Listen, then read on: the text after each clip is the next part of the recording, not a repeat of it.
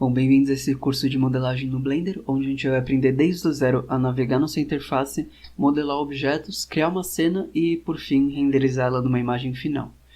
Para isso a gente vai criar o projeto de um pequeno quarto, que nem esse aqui, aprendendo a modelar os seus objetos mais comuns, ou seja, a parede, a janela, a cama e alguns outros elementos. Com isso eu espero que ao final do curso vocês sejam capazes de modelar o resto da cena e vocês poderão completá-la da maneira que vocês quiserem. Vocês podem seguir tanto esse modelo como fazer até o próprio quarto de vocês, ou se vocês quiserem um espaço totalmente diferente desse aqui. Bom, eu espero que vocês gostem do curso e eu acho que a gente pode então começar.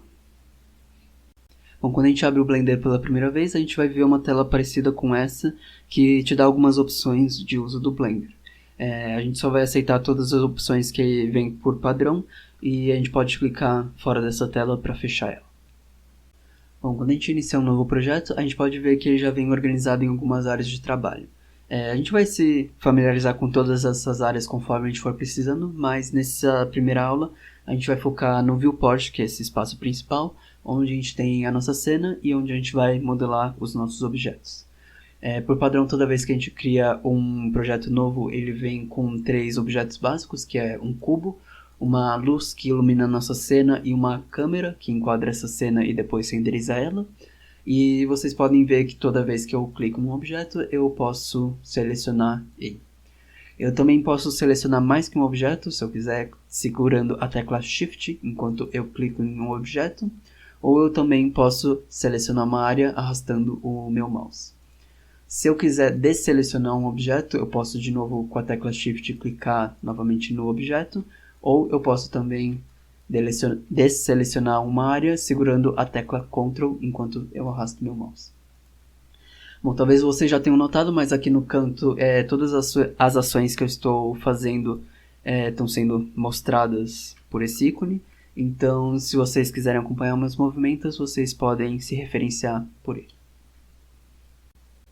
Bom, para navegar na nossa cena, a gente utiliza principalmente o botão do meio do mouse, e com isso a gente pode, por exemplo, rotacionar a nossa visão segurando o botão do meio.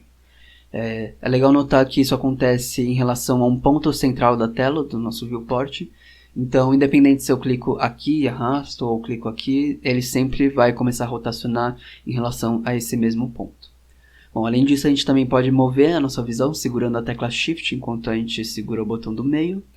E também é legal notar que isso acontece em relação a um plano de visão, que é o nosso plano de visão da nossa tela. Então, se eu estou olhando o nosso cubo aqui de lado, eu posso movimentar a nossa visão em relação a esse plano, mas se eu estou olhando aqui de cima, ele continua movimentando o nosso plano em relação ao nosso plano de visão, olhando essa face aqui de cima. Bom, por fim, a gente também pode dar zoom na nossa cena, zoom para frente ou para trás, com a tecla Ctrl e segurando o botão para cima e para baixo, o botão do meio, ou de maneira muito mais fácil, só rolando a roleta do mouse. Bom, se você não tem esse botão do meio do mouse, aqui em cima, em Editar e Preferências, e nessa aba Input, você pode selecionar essa opção que chama Emular o terceiro botão do mouse, que é basicamente esse botão do meio que eu estava me referindo. Com ela selecionada, ativada, você pode segurar a tecla Alt junto com o botão esquerdo do mouse, e quando você junta os dois, você vê que o Blender reconhece como a gente estivesse usando o botão do meio. Com isso você pode segurar Shift e Alt para mover a visão, ou também Ctrl e Alt para dar zoom para frente e para trás. Mas como eu não vou usar isso, eu vou só usar o botão do meio normalmente. Bom, caso necessário, essas ações de navegação também podem ser feitas através desses ícones aqui do lado. Essa mãozinha permite com que você movimente essa visão, a lupa permite com que você dê zoom para frente e para trás, e os eixos permitem que você rotacione a visão. O interessante desses eixos é que eles permitem com que você tenha projeções ortogonais. Então, por exemplo, através do eixo X a gente tem uma vista de lado, o eixo Y a gente tem uma vista de frente, e o eixo Z a gente tem uma vista de cima. A gente também pode clicar de novo na mesma vista para inverter ela. Então, por exemplo, aqui eu estou com a vista de cima, posso clicar para inverter para a vista de baixo. E Para além disso, a gente também pode usar o Number Pad para usar atalhos que permitem as mesmas vistas. Então, através do Number Pad, a gente tem o número 1, 3 e 7, sendo o 1 a vista de frente, o eixo Y, 3 a vista de lado, o eixo X, e 7 a vista de cima, o eixo Z. E com a tecla 9, a gente também pode inverter a nossa visão. Além disso, a gente tem a tecla 5, que alterna entre uma projeção ortogonal e uma perspectiva. Também pode ser feito através de qualquer ângulo, mas também pode ser utilizado esse botão aqui do lado para trocar entre os dois.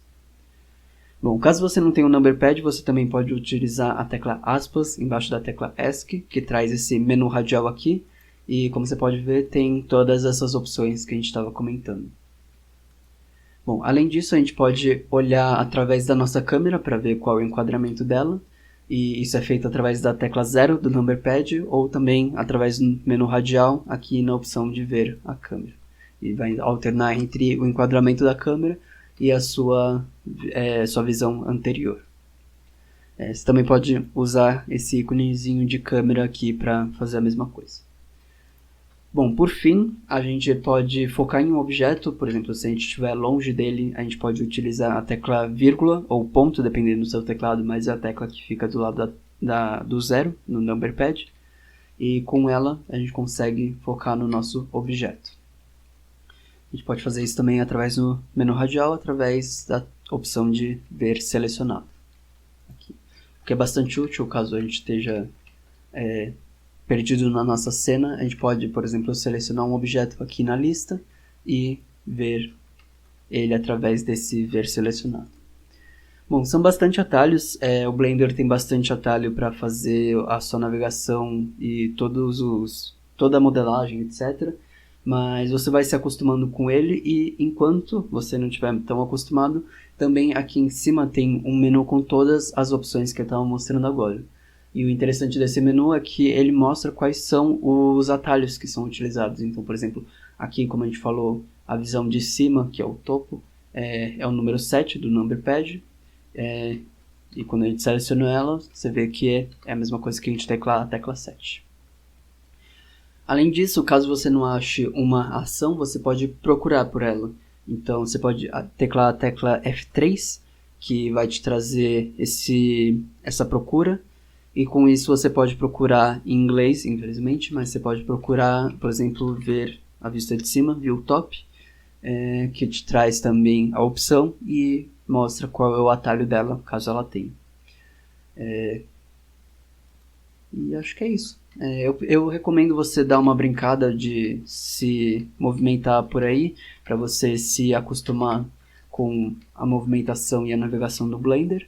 Mas com isso acho que a gente pode agora passar para a parte de modelagem, que é a parte mais interessante.